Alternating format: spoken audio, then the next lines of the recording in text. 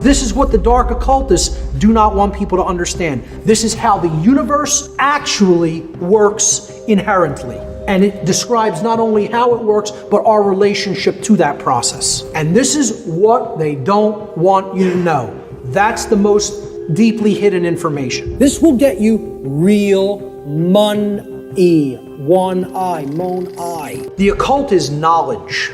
We're talking about knowledge here. Hidden information, and it's knowledge that is held very tightly by a few people on Earth. It's not widely known. Sciences that people don't really understand, about how energy works in the universe. It's hidden knowledge that is hidden for a specific reason, and that's to create a power differential between people who understand it and those who don't. The occult is a body of science which is not widely known to the general population, consisting of hidden knowledge about the workings of the human psyche and the laws of nature, both the seen laws, meaning the physical laws, the physical sciences, and the unseen laws, meaning the spiritual laws, the laws that govern morality, the laws that govern behavioral consequence. These larger systems, or macrocosmic forces, affect everything in existence, with understanding the external,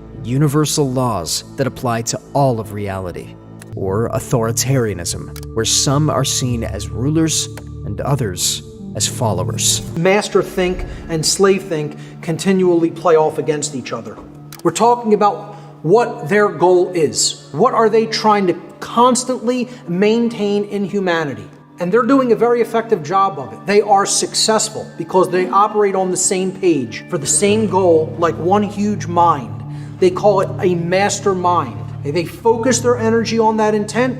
They carry it out in the world through their methodologies. They get it done. That's why we're so scattered. We can't come together with that same mastermind focus, that coming together and operating on the same page because we share collective common knowledge. That's what they're doing. They have this knowledge and they use it for dark purposes, all on the same page, all focused, all together for the same goal. That is the actual truth, that there is components within nature of both of these views of reality. We're here just to observe. Don't get involved in anything. Just observe it, watch it, be the observer. Life's not a movie playing on a screen in front of your eyes, folks. You're active participants, whether you realize that or not. We do not create our individual realities solely based on our own. Instead, our collective reality as a society is shaped by the knowledge we take in, how well we understand that knowledge, and how we act based on it. When a large number of people in society make decisions and behave in certain ways based on what they know, that determines how society as a whole creates its shared reality. Dark occultists who understand how this principle works aim to control this process. They try to influence or limit access to knowledge because controlling what people know and how they think allows them to control how society shapes its reality. They want to steer people away from exploring deeper knowledge by distracting them or keeping them unaware of important truths. Two key spiritual currencies are time and attention. These are valuable resources because whatever you spend your time on or pay attention to will shape what you get in return. When you pay attention to something, you buy understanding or knowledge in exchange. So, by focusing on the right things, you gain insight and awareness, which helps you better understand the world around you. Stepwise progression.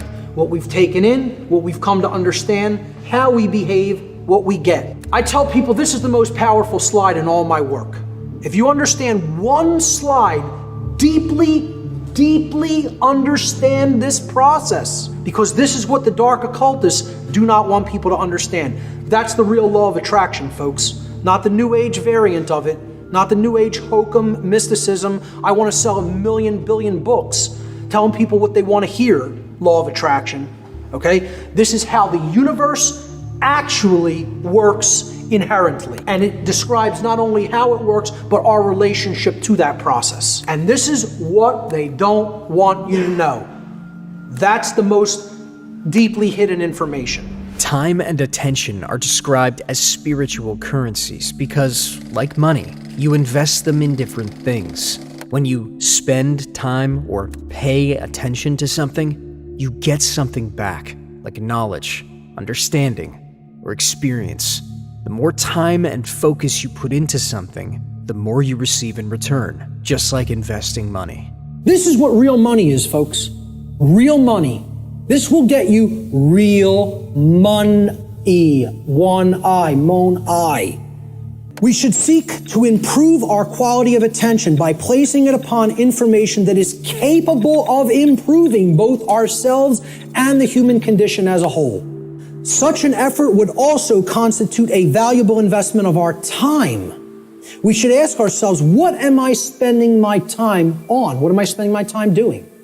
And what am I paying attention to? That's where you will find whether you're investing in real value, something that is truly valuable. If most of the time we're spending our time on nonsense and trivialities and, divisive things and TV and sports and all other kinds of entertainment and distraction, well, you're going to have a return on that investment, and that return is going to be low. It's not going to result in much money, real money. Most importantly, we need to ask ourselves, what kind of quality am I getting in return? This is a simple chart of how our quality of our attention, okay? And again, this is in the aggregate, but it's created by all the individuals. How the quality of our overall attention as a species will affect our world in accordance with the principle of correspondence, which states, as goes the microcosm or the microcosmic units, so will become the macrocosm. Okay? So over here, we have a pure information stream. This is good information. This is information that is capable, that resonates with truth, and is capable of helping to develop wisdom or right action within the being. This over here, this is the poisoned information stream. Now, everybody's going to take in some form of a mixture of both of these streams. What the goal needs to be is to purify. Just like, hey, you take in bad food, you're going to have bad health. You take in bad information, the output through behavior is going to be bad. So you got to purify. Meaning, if there's valves here on the individual buckets, these are called the individual people, and they're all coming together with the quality of their water, right? What they're holding within their consciousness. And that's all going into the big pool called the world. Everybody's bringing their bucket to the pool, they're pouring it in, and then they're jumping in. That's the world. That's the quality of the world, right? The quality of this whole thing here is going to be based on how much poisoned, polluted information was in your bucket compared to how much pure information was in your bucket. So there's valves over here. We got to shut this one off, this brown muddy valve over here, and we got to open this one up. Okay? If we do that, the world will be purified. And we won't be creating self-inflicted suffering. We don't do that, we're going to be swimming in brown muck and generating all kinds of problems for ourselves. How are we spending our time? And what are we focusing on? Are we using our time and attention sitting in front of a screen, which is like being in a state of hypnosis? Hypnosis is the suppression of knowledge or spirit.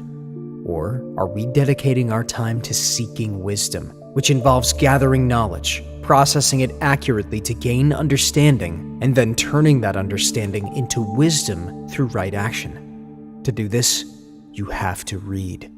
People don't want to hear that, but reading is necessary. The ancient Romans had one word with two meanings. The word was libre. It meant free, as in not a slave, and is the root of the English word liberty. But in another context, libre also meant book. This tells us something important. They linked freedom with books. The word library also comes from libre, meaning a place where you can go to become free if you read the right books. If you're ignorant about how anything works, you can't create the desired condition. It's just not possible.